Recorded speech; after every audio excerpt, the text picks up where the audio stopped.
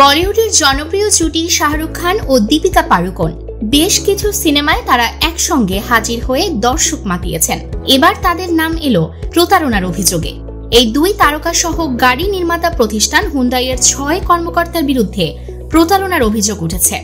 ভারতের রাজস্থান রাজ্যের ভরতপুর জেলার এক বাসিন্দা কীর্তি সিং সম্প্রতি এই অভিযোগ করেন। বিষয়টি ভারতীয় গণমাধ্যমে বেশ আলোচনার জন্ম দিয়েছে। অভিযোগের নথি অনুযায়ী ২০২২ সালের জুনে হুন্ডাইয়ের আলকাজার মডেলের একটি গাড়ি কেনেন কীর্তি সিং। তার দাবি গাড়িটি ত্রুটিপূর্ণ ছিল এবং সেটি ইচ্ছাকৃতভাবেই তার কাছে বিক্রি করা হয়। ক্রয়ের পর থেকে গাড়িটিতে একাধিক সমস্যা দেখা দেয়।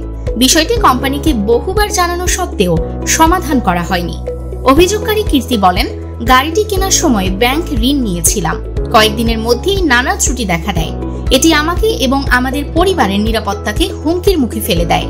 এখানে শাহরুখ খান ও দীপিকা পাড়ুকোনের দোষটা কি? কীর্তি জানান, এই দুই তারকা হলেন হুন্ডাইয়ের ব্র্যান্ড অ্যাম্বাসেডর। কীর্তির ভাষ্য অনুযায়ী এই দুই তারকা ত্রুটিপূর্ণ পণ্যের মার্কেটিং ও ব্র্যান্ডিং করে ভোক্তাদের প্রভাবিত করেছেন। ফলে তাদের বিরুদ্ধেও মামলা করা হয়েছে। এই অভিযোগ নিয়ে কীর্তি সিং প্রথমে আদালতের দ্বারস্থ হন। অতিরিক্ত চিফ জুডিশিয়াল ম্যাজিস্ট্রেট আদালত ২ এর নির্দেশে মথুরা গেট থানায় এফআইআর দায়ের করা হয়। পুলিশ বিষয়টি তদন্ত করে দেখছে। এখন পর্যন্ত শাহরুখ, দীপিকা বা হুন্ডাইয়ের পক্ষ থেকে আনুষ্ঠানিক কোনো প্রতিক্রিয়া পাওয়া যায়নি।